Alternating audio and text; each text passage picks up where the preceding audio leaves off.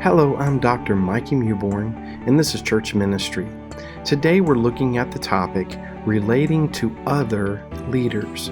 This is a wonderful topic because we're looking at the idea of how a leader relates to other leaders in a corporation or a church. And what are the best ways to actually do that? What are the ways that are helpful for everyone within that organization? There are a lot of pitfalls that leaders can have when dealing with other people. And so we're going to look at some of those today. We're also going to touch on the whole idea of being a workaholic and what that looks like. And there's a lot of times that any one of us can become workaholics. We put our jobs and we put what our roles are at such a high level that we lose or miss out on really what's going on. And we're going to look at the topics of creating boundaries for those types of things. All right, it's good to be with you today. Let's begin our study. Hello and welcome to Church Ministry. Today we're looking at the topic relating to other leaders. We're getting our outline notes from Kenneth Gangel's book on team leadership. It's good to be with you today. Let's begin our study. I want to start by looking at the 10 fatal flaws of business executives. We see this by John Ramos. He says that first off, insensitivity to others. This can cause a lot of problems for leaders, especially in their communication with other leaders within an organization or corporation. Coldness, aloofness, arrogance. Number 3, betrayal of trust. That's a big issue if you can't trust in people in leadership. Overt ambition, meaning that they're going a certain direction with so much passion and they've got this way of going and they don't care what the cost is sometimes and pushing through. Number 5, performance problems.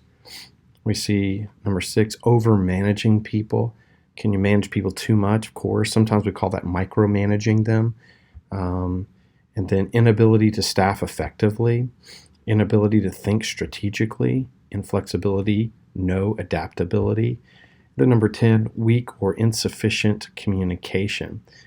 All of these can cause huge issues within a church, within a corporation, and they must be dealt with. And a lot of times people don't even know they're doing these things.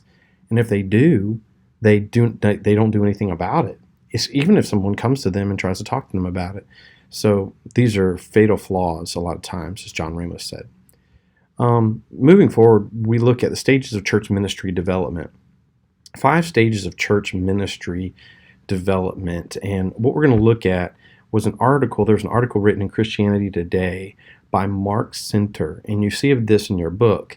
And he says that there's 5 stages of church ministry development, that when a new pastor or new minister comes in, that there's a process that they go through, or they should possibly go through, of getting acclimated or assimilated into a church or an organization that is healthy and it's done correctly.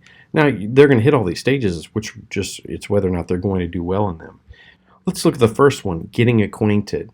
And if you will, let's just kind of imagine being the pastor coming onto a new staff, or a pastor has just come on to pastor a new church. Well, the first thing he's going to do is get acquainted with everybody. This is what he should do. And so as he's getting acquainted with everybody, he should get to know them as well as possible. Probably go to dinner a lot, or go to lunches, or maybe meet people for coffee, and just start to learn the philosophy behind the organization. Then getting established, kind of starting to understand what is his role.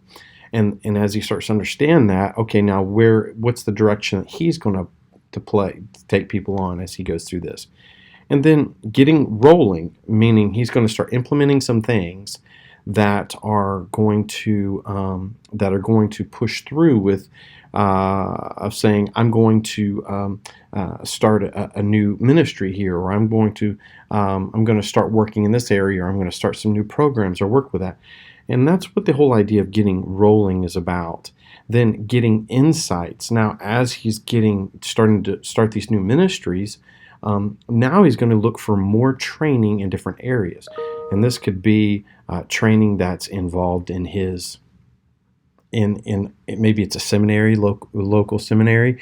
Maybe there's a course or a conference that's being offered by his association. Whatever it might be, he's going to get insights from that. And then fifthly, he's going to start getting credit. Now, getting credit depends on whether he's done the other things well. So is he going to get to the point where he's getting credit for doing different things? And that's what really matters there. Now, as we continue on, we look at developing interpersonal relationships. There's a couple of these given to us in Gangel's book, and I think they're very helpful for us because it's so important to develop the interpersonal relationships from leader to leader, but know and be known by the key leaders. So when a person comes into an organization, they should work very closely with other leaders. They should get to know them, know how they function, know what's going on in their world. It's going to really matter. Never consider yourself indispensable. Everybody knows that there is a part of them that's very important to an organization, but we should never get to the point where we're indispensable. I think one of the great passages that's mentioned for us in Luke 17 is helpful for us understanding this idea. Will any one of you who has a servant plowing or keeping sheep say to him when he has come in from the field, come at once and recline at table? Will he not rather say to him, prepare supper for me and dress properly and serve me while I eat and drink, and afterward you will eat and drink? Does he thank the servant because he did what was commanded? So you also, when you have done all that you were commanded, say, we are unworthy servants. We have only done what was our duty. I think this is wonderful because he's saying these servants are making a comment here. We're only doing what we're supposed to be doing. And it's not like we're going above and beyond. We're not supposed to get all the credit for this, but we're doing what we're supposed to be doing. And I think that that's a really good way to look at that.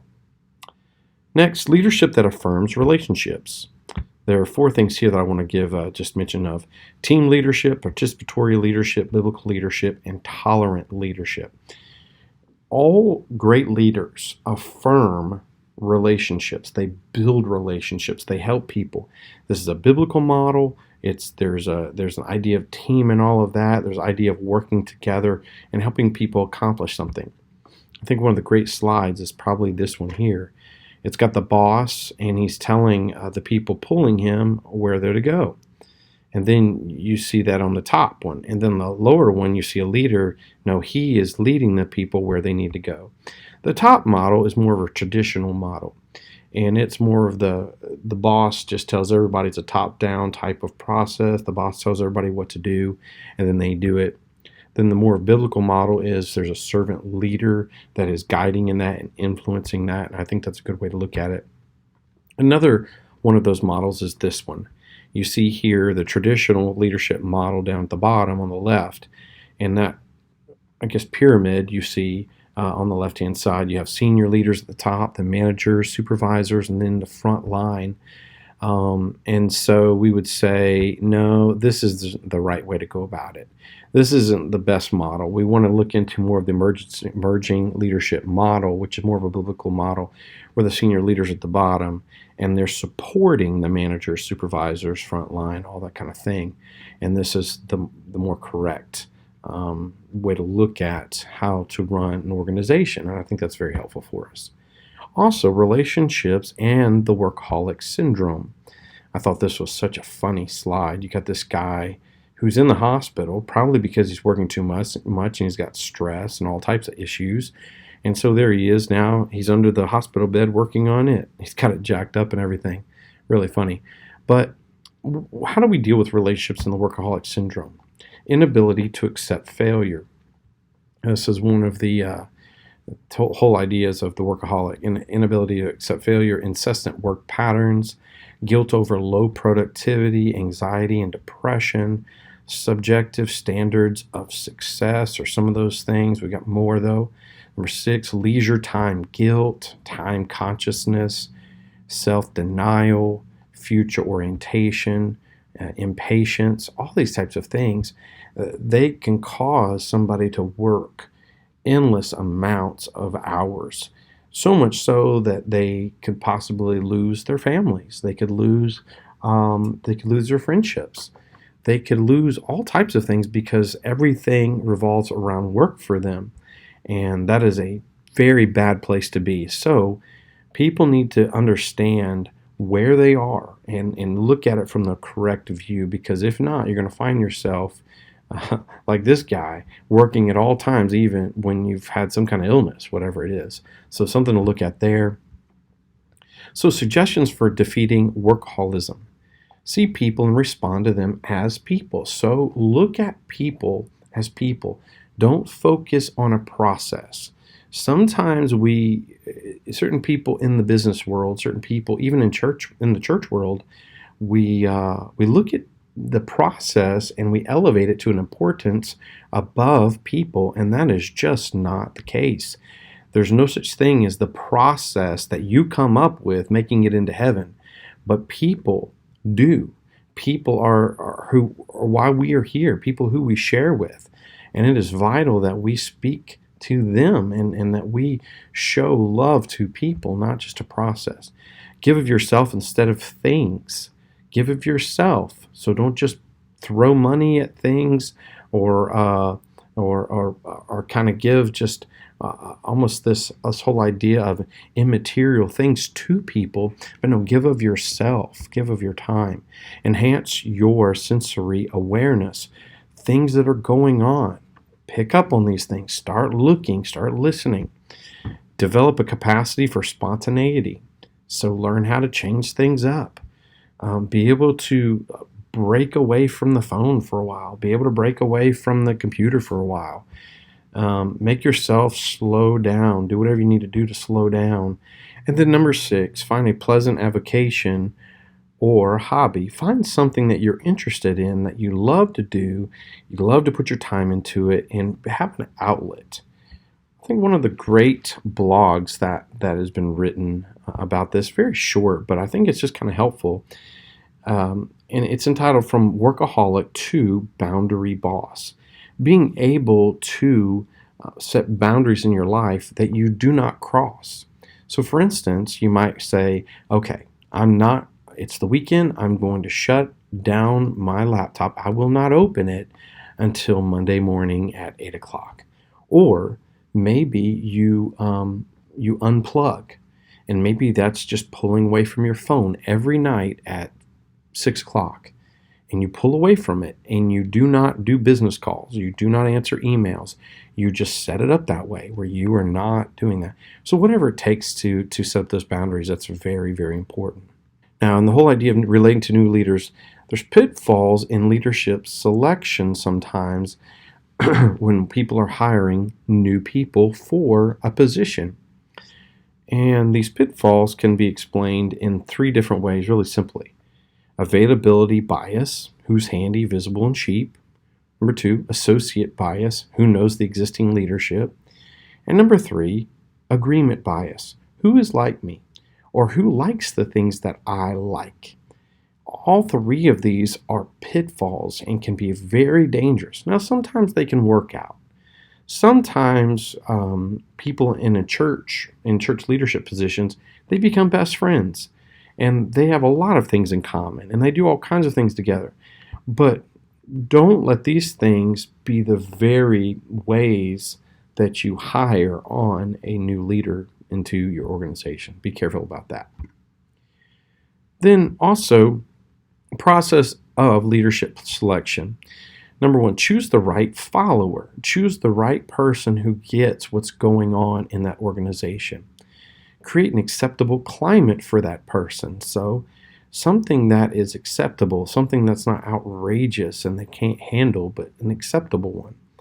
Control the pre-arrival factors. Also with that, cope with the post-arrival factors. So there are things that are going to happen when a person is coming in. And so it's good to be able to set them up for success, letting them know what's coming their way.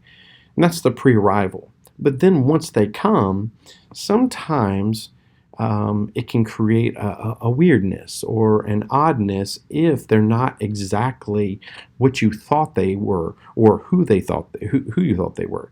And so with that, You've got to learn how to cope with that and say, okay, they don't do everything exactly the way I thought should happen. However, we can work with this and we can still grow with them. And so working with them as much as you possibly can. So that's really important as well. All right, so good to be with you today. I hope you have a great rest of the day. God bless you, and bye-bye. All right, that concludes our study about relating to other leaders. I know that this is a good study for all of us because at some point or another, we will all have a leadership role, whether we're teaching Sunday school, whether we are leading or heading up a program in a church, maybe we're working for a nonprofit organization, or maybe just in the business world. How do we relate to other people? And so it really, really matters how we do that. And so this has been a great topic of discussion, a great topic for a lesson. Hope you've enjoyed the study today. God bless you, and we'll talk to you soon. Bye-bye.